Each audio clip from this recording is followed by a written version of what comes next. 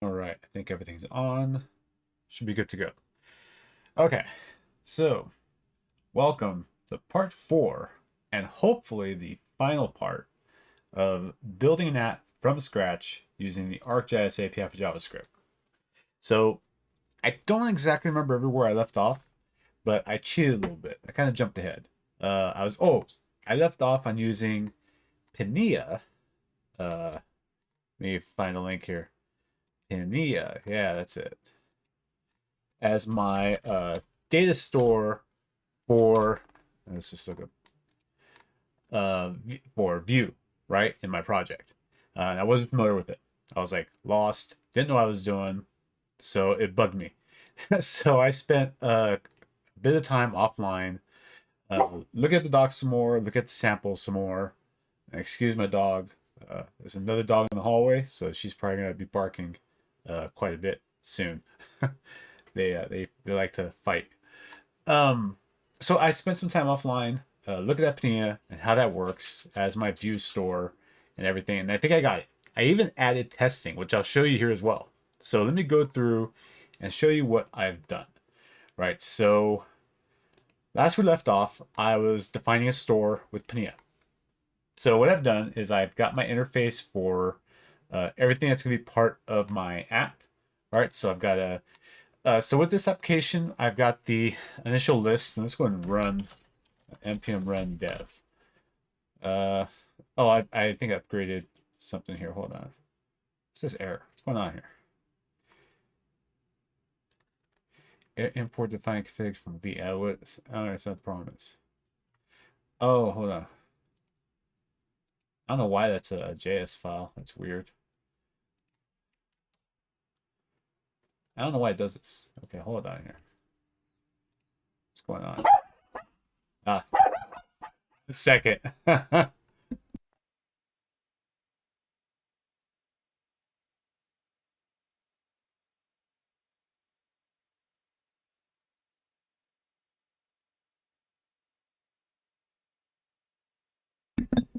Okay, and my dog is being nutty. So I'm gonna install node modules. I know what the problem is here. This all worked just fine the other day.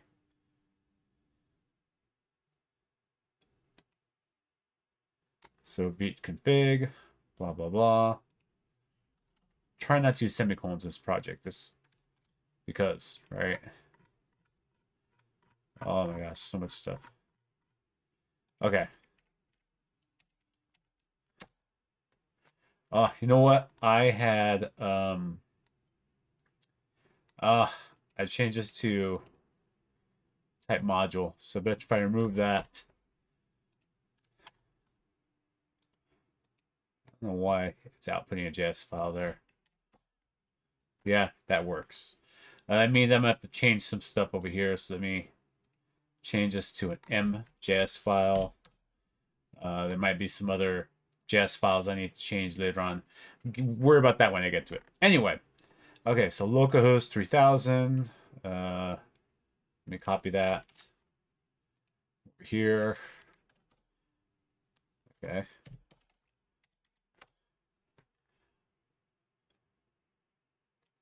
Wait, when did my dev server? Did I stop it? I didn't stop it, did I?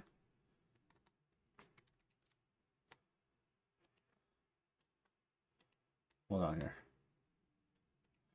There we go. Allow it to come out location. And there's all of our Starbucks, right? So, okay. All right. Sorry about that.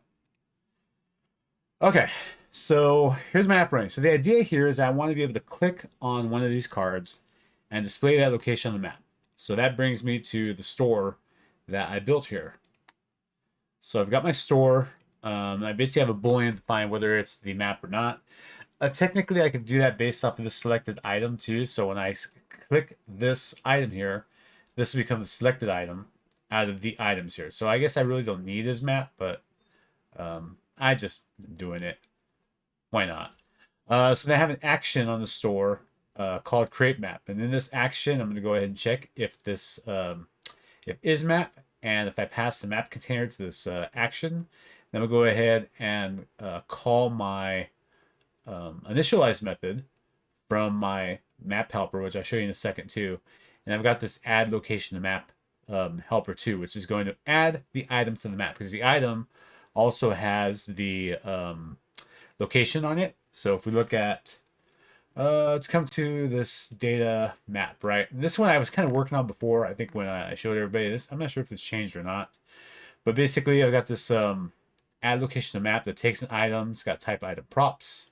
It takes my point, which has the location on it. Remember, I get that location, the result from the location services. I create a graphic, give it the geometry of the point, and I just pass the item as the attribute. So I'm going to add that graphic to the map, and then zoom to that graphic to a particular zoom level. I think zoom 16 is going to be a nice zoom level to work with. You might need to play with this for your own applications, but I'll stick with zoom 16 for mine because the default is 4. Gives me a nice wider view if I need it. So okay, so that's how that works. That's how the store basically works. And if I want to, right, so I've just got these methods and I've got state on my store here, right? Now, if I want to update that stuff, and this is where I was getting confused with the Padilla, which, well, not confused, but I just wasn't sure if it was going to do what I wanted it to do, right? So you bring in this use app store, and I create the app store inside of my component. And now I can go ahead and refer to properties on that store. So on click on here, so I got a little click handler. When I do an on click, I'm going to say that's going to be equal to the properties that were passed to this component. So that's a selected item. And then isMap becomes true. Like I said, I may not need isMap, but I don't know. We'll just leave it like that for now. It's very concise. It's very clear to me what isMap means, right? It means it's, you know, I'm viewing the map or not. So I click on that, and that becomes the map, right? Well, not the map. That becomes the item that is a selected item. And in my app over here, this is where I do a little bit of work here. So I basically find my places, and I get all of the items here. So you see I kind of update this from what it was before. So I add the location now to my items, update my store with those items, and I was logging them out here. Don't necessarily need that, so I can remove that.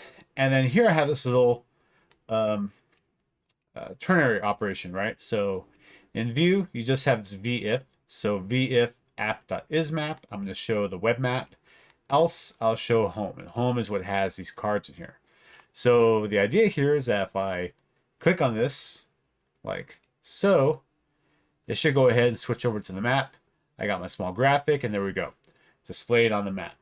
Very simple, very easy. I'm not actually going to be using these buttons. I just want them, for now, just showing them to be there so that you can see them. But yeah, that's about it. Don't worry about this version mismatch stuff. 422 is, you know, it's not done patching it. It'll be done this week. And once that's all done, this version mismatch stuff will go away. We're stuff syncing the CDN release with the NPM release sometimes. Don't worry about it. We're all good here. So okay, so that's basically, this is essentially what I wanted to show what this application can do. Now at this point, I will eventually. I'm gonna pretty this application up before I actually release it on GitHub and everything, and use it to show people how to build apps from scratch with the API and using something like Vue and Vite and stuff. I can use the information. Where's my data folder here? And from this maps here, and I can go ahead and create a pop-up template and define the pop-up template with information about it, the attributes. Maybe the pop-up template just is a reflection of this data here, right? That could be another option. Or maybe what I want to do, I think ideally what I want to do is I want to make it so that the this is actually a feature layer that I do apply edits on, and I'm adding features to it. So it's a client-side feature layer. It's not going to propagate those saves anywhere. One thing I could do here is I can go ahead and say something like, let's do this. So let's say that if, actually before I do that, I want to actually show all of the items on the map, except for, I want to make them a different color than this one. So let's come over here to the documentation for the JavaScript API. Let's go to sample code. Yes, accept all cookies. Playground, symbol playground. Here we go. So I'm gonna play around with this a little bit. So let's go to symbol playground here. I think you've seen me use this before. Basically, let's go to simple marker here. So I got circle. I'll stick with, actually, you know what? Let's go and make this square. Squares are kind of cool. Color. Here. Why can't I move this? Come here. Come here. All right, there we go. I don't want that to be transparent anyway. So let's make it a kind of a blue color. That's pretty good. Okay, so I got that blue color. Let's make this a little bigger. Let's go with 18. Now for the outline, let's go ahead and make the outline white. Yeah, I think white's pretty good. White. Let's give it a solid 1 there. So, okay, so now I can copy this here. And I can go ahead and say that for my graphic, the symbol is going to be that I copied over there. Okay, so this is a TypeScript thing. So it doesn't really like autocasting in TypeScript. It's just and this has probably come up before if you haven't heard me mention it. But TypeScript doesn't really like the way that we do. Well, it just doesn't like autocasting in general. That might change in the future. I hope. Cross my fingers there. But what I can do is I can go ahead and import symbol now. So I'm going to go ahead and import simple marker. Oh my God, so much typing.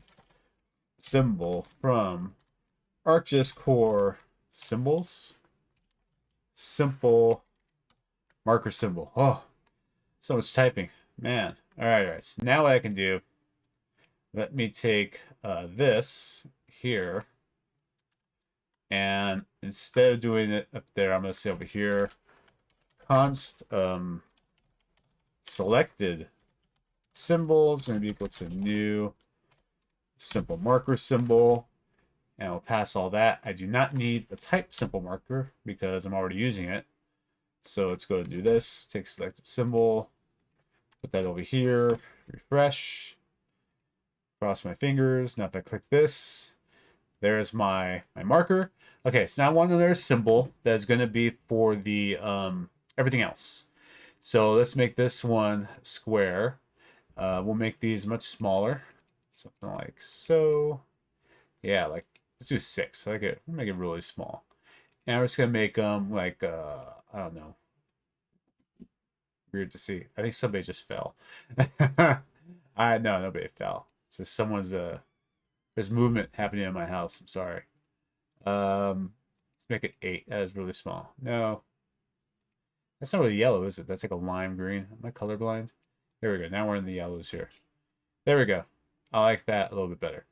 Okay, so let's do this one. Let's do, we'll just call this one symbol. So now I'm going to say symbol is going to be equal to new simple marker symbol.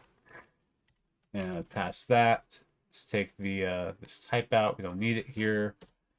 Okay, so now I'm going to do is I'm going to say that if at dot items and double check, make sure it's actually there.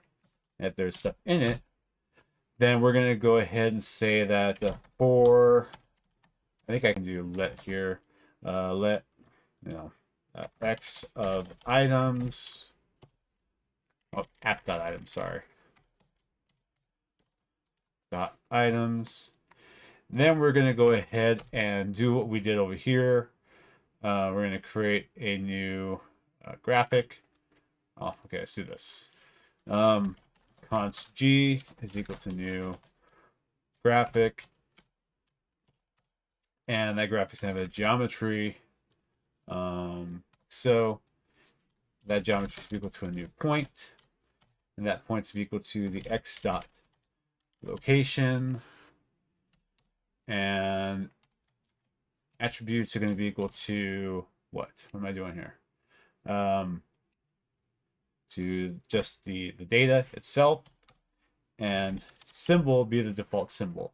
So now what I might want to do here is I might want to say something like pop-up template, and let's come over here. Am I logging anything out? As to what is what? I don't think I am. Okay, I didn't log that. Okay, what's okay. Don't worry about it. What I can do is, so this title is going to be something. What's the title going to be? Oh, how did I locate this data? Nope, not that one. Places. Let's call this place name. This should be the field I got. Yeah, let's do that. So let's just call it, that right? Yeah, that's the right syntax. Like so, and then content. I remember here. Like so. Okay, so now those are pop-up templates. We'll add a pop-up template for this one as well. Okay, so I got a new graphic. And we're going to go ahead and say that view.graphics.add G. You know what? This is dumb. I mean, it's not dumb. I'm just not happy with how I'm doing this. So let's copy this. Let's just say that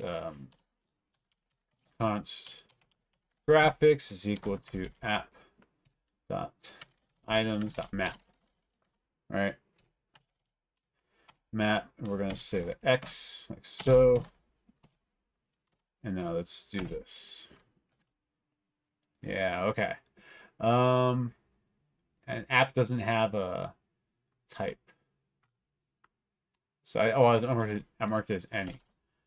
So I think I've got something called state in here, or app state, right? Yeah, I do. App state. And that? No. But then I have to add stuff to it. Things are missing. All right. Missing the following properties from app state. So is map, location. Well, it's not the app state though. This is something else. Sorry. This is just oh no, I'm doing this wrong.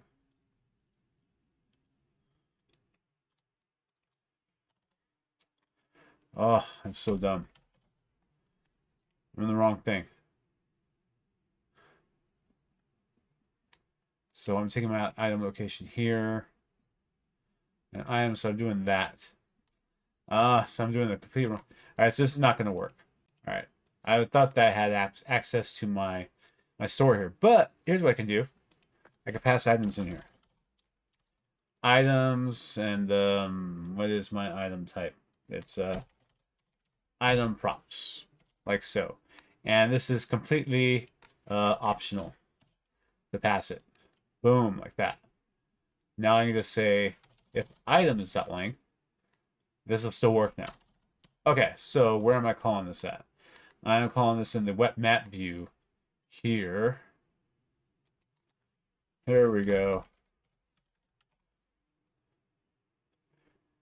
No, it's in the create map. So the web map view doesn't care. I don't think I showed the web map view. Okay, I'll show that in a second. Let's go back to the store. Here we go. So initialize. And this one, let's take this dot items, like so. Now this will work. Now this is going to work. Okay, so now if I come in here, and I'm iterating my items, I got lost. Where am I? Okay. And I can say view.graphics.add many graphics. That way it adds them all at once instead of one at a time. If you do it one at a time, you might see a little like lag. Not lag, but depending how many graphics you have, you'll see them kind of pop up. You won't see them all pop up at once. You kind of want that pop up at once effect.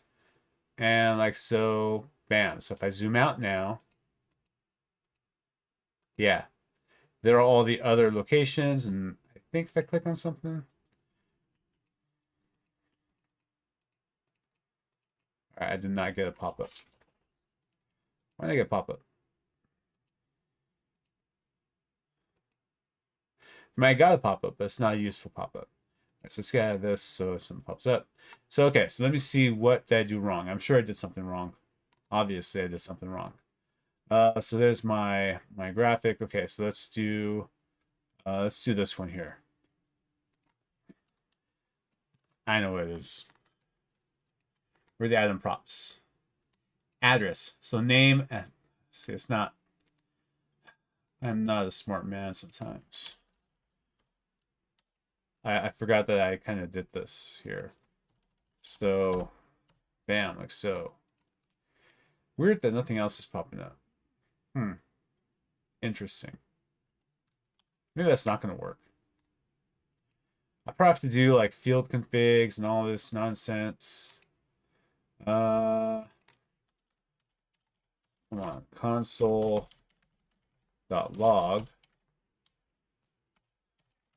item.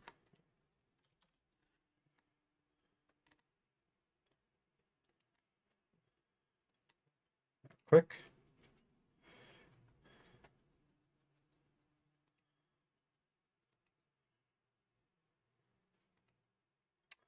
I wonder if it's because it's a proxy. It is going to be because it's proxy. So let's do this. I wonder if this will work. Yeah, like that. Let's try that.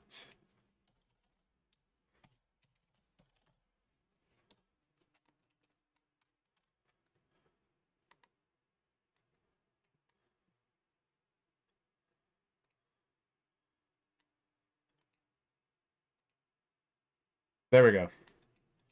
Although I didn't get my other attributes. The name came over, but nothing else did. I probably have to define the fields, like, because I have I've got this location which is a lat long, which is like an object inside there. So I'm thinking I need to actually define the fields a little bit. And they're all going to be Starbucks. There's probably like there's a coffee bean over here somewhere. Here we go, coffee bean. That's like the only non-Starbucks coffee shop in my area, to give you an idea. I don't like that yellow. That yellow did not come out as nice as I would have liked. So let's make it like a orange color, maybe. Take that there. Let's come back to the map. This was the regular symbol here. Yeah, let's do that.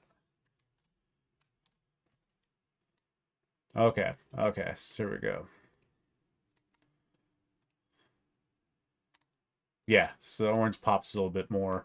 At least on this base map. I'm using the navigation base map, so it pops a bit more. Get size 10.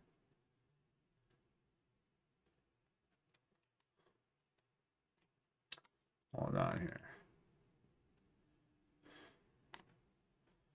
Okay, so yeah, that's a little nicer. I might play with those colors a bit at some point later on. I don't think it goes very well with this particular base map, so I need to play around with that. This isn't a data viz build app, although I mean, these are just points. They don't really mean anything. I probably need to play with it.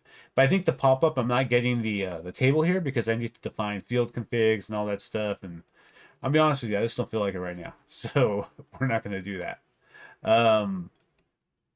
But let's go ahead and look at some other stuff I did with this app. So that's the basics of it, right? So now you need to do things like test, right? So you need to write tests for things. You should. Need. It varies what you need to do, right? It's up to you and stuff. I'm trying harder. Okay, so we have here, I'm using Cypress for kind of my end-to-end testing, just making sure a page works and the page should have content that I say it has. And then just for my unit testing. Now, Cypress can do unit testing. It can do component testing and stuff like that.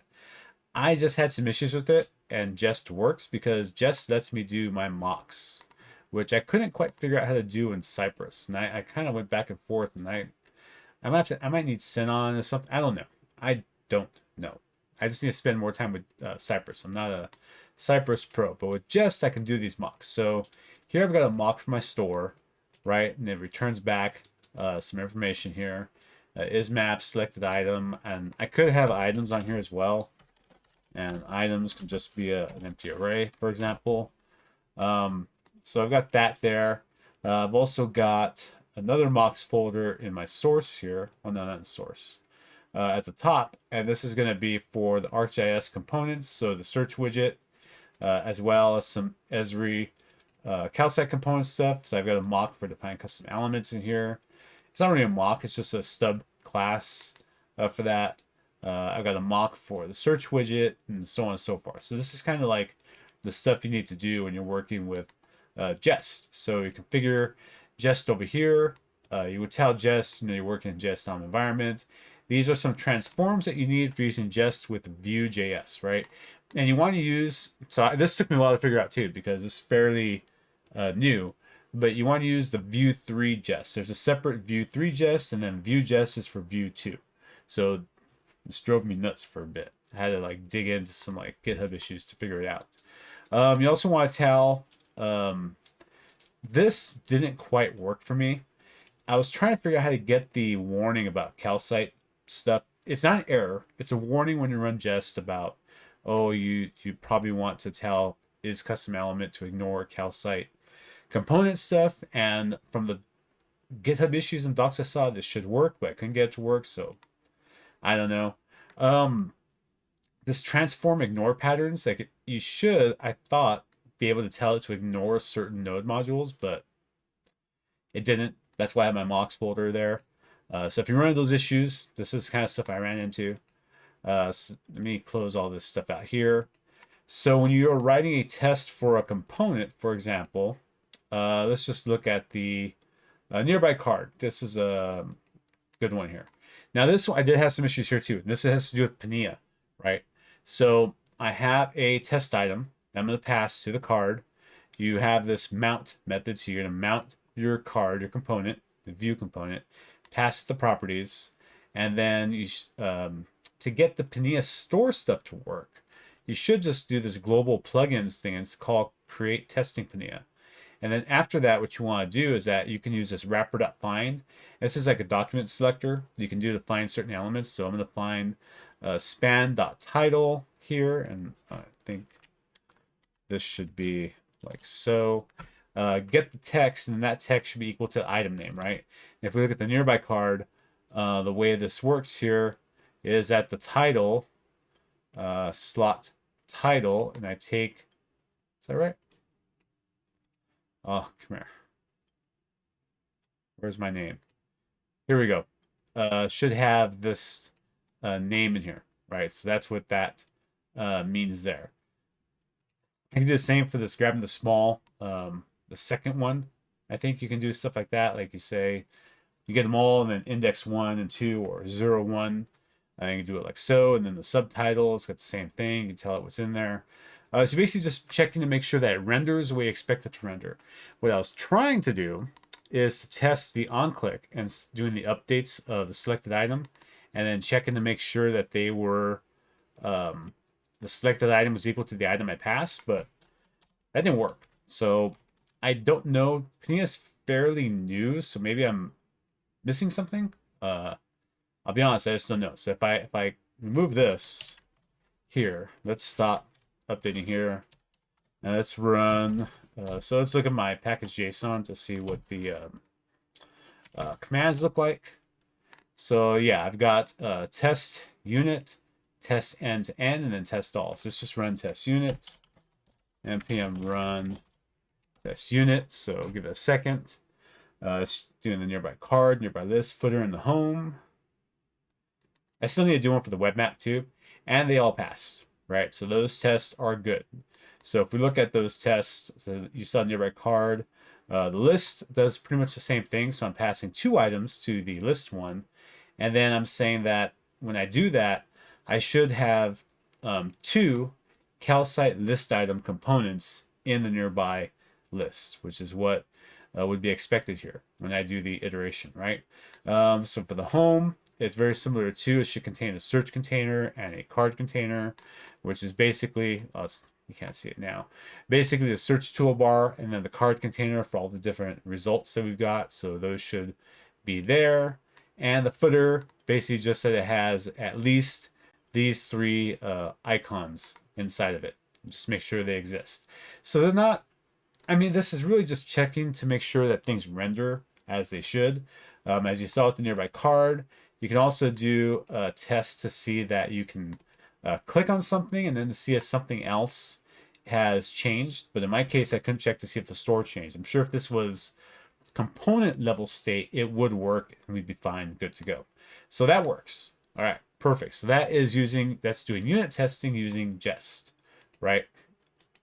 So end-to-end testing with Cypress, you create the cypress.json file. You tell it what the base URL is going to be, where it's going to run the server from, the integration folder, which is going to be end-to-end, and then just turn some stuff off. I don't have a plugin support file or video. And I tried with the plugins files. Cypress does support a plugin file and stuff.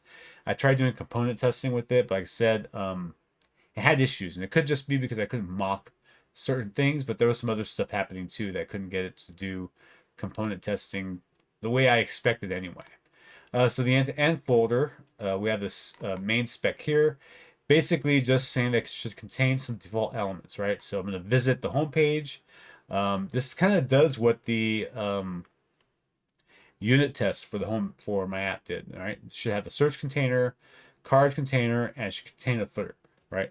I don't really know what to do with these kind of like end-to-end tests, like what should I be testing for, other than like, the page has elements I expect it to have. I mean, and I guess you can do like interactivity too, so you can tell it to click something and then, maybe the page has more elements or other elements.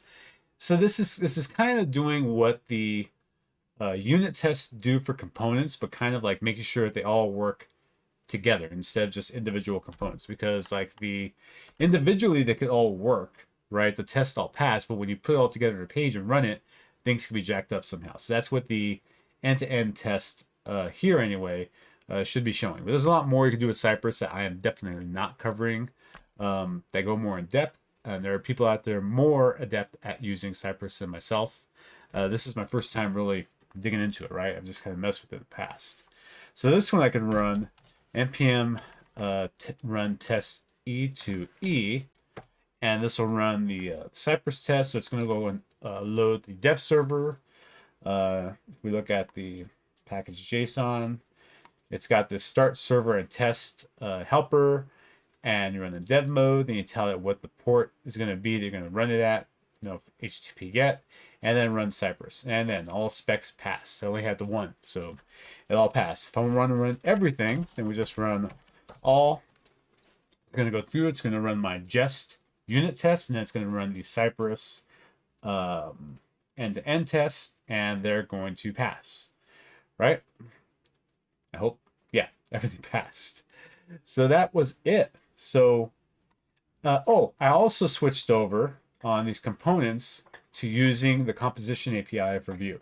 It was giving me a hard time. I was kind of going back and forth on whether I actually liked it or not. And, it's grown on me. It's not bad. And I'm doing it inside the script setup tag. You don't have to. You can do it inside a regular script tag and then do the defined components and run it inside the setup method of that, which is valid, perfectly valid as well. You could do that. I just ran it like this, right? And I gave it a hard time. I didn't like it, and it's grown on me. So here's like my home view. Here's like what the map view one looks like. So it's I create a ref for my map div, and that's my ref down here be referenced. And then when it's on mounted, I go and run that create map action on the store with the map div value. All right, I mean, it's pretty straightforward.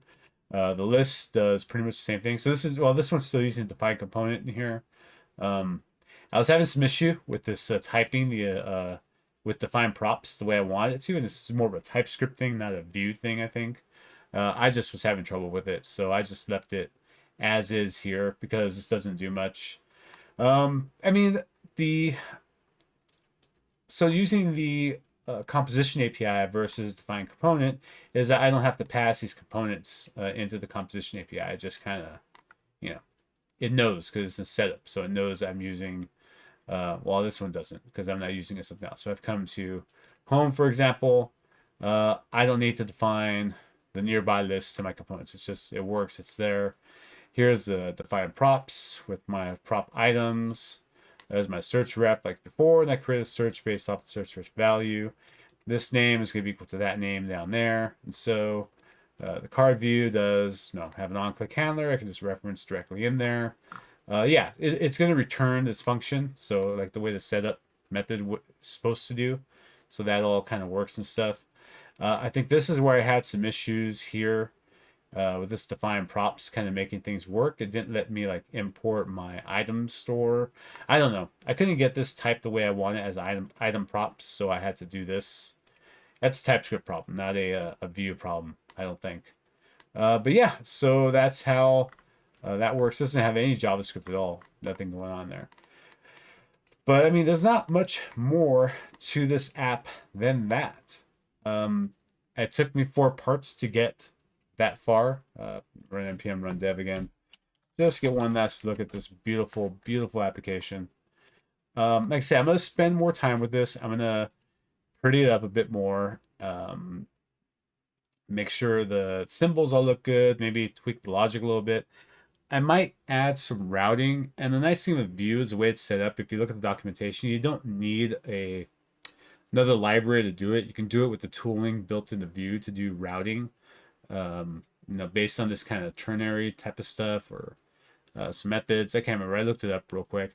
Or you can use one of the routers if you wanted some more, something with a little bit more features to it. So I'm going to investigate those to see if I actually need the features or not. I might want to do something where I do some URL parameters to load the map if you go directly to a map location with a coordinate, and I can bring that up and then show the closest coffee shops at that that coordinate or something.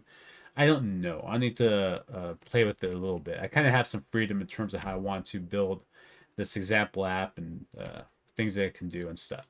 So we've covered quite a bit, right? We've learned how to use Vue with Vite, use the JavaScript API, the ArcGIS API for JavaScript inside of a Vue application, how to use calcite components inside of a Vue application with the ArcGIS API for JavaScript using Vite. That's a lot, right? And how to do testing on top of all of that. We also looked at how to set up your environment variables for your development environment. And I do highly recommend that if you use like your API key in development, you have a separate API key for production, and read the Vite documentation so you can see how those environment variables can be deployed for you.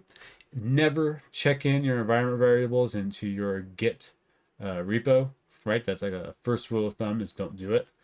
I think they're even in the Git ignore, I hope. They should be if they're not already here. There might be another Git, the .local here. So you can check in your .env, but maybe call it .env.prod and add that to your Git ignore. Then tell it when you do the build to use that one. But you get the idea. So there's a lot going on here. Although it's actually, when you break it down into like the different parts, it's not that difficult, right? We did quite a bit with it. So if you have any questions, please feel free to let me know. I hope to get this app out by, and the holidays coming up. I'd say end of the year, but come on, it's realistically, I probably won't get it out till next month sometime when it's all polished and ready to go, and actually probably looks a little bit better than it does now. But then I'll share it and everybody can play with it and do what you want to do with it. And I get asked about updating that nearby JavaScript example quite a bit. So this is going to be the updated version of it. I'm also have been playing around with another version. Instead of using Vue.js, just straight web components. And in that case, I was using web components and lit.html to do my rendering, so I don't have to worry about document get element by ID and inner HTML and all that nonsense. And I was liking using just RxJS for my state management. You don't have to, but I probably will do a version using that as well, just to kind of show another way to do things. And maybe I'll do a video on that as a whole, not a full walkthrough how to build it type thing, but just as a whole, how to use just regular web components and simplify your app building process, right? So there you go. Let me know if you have any other questions. Don't forget to comment, like, and subscribe, and I'll see you next time. Thanks.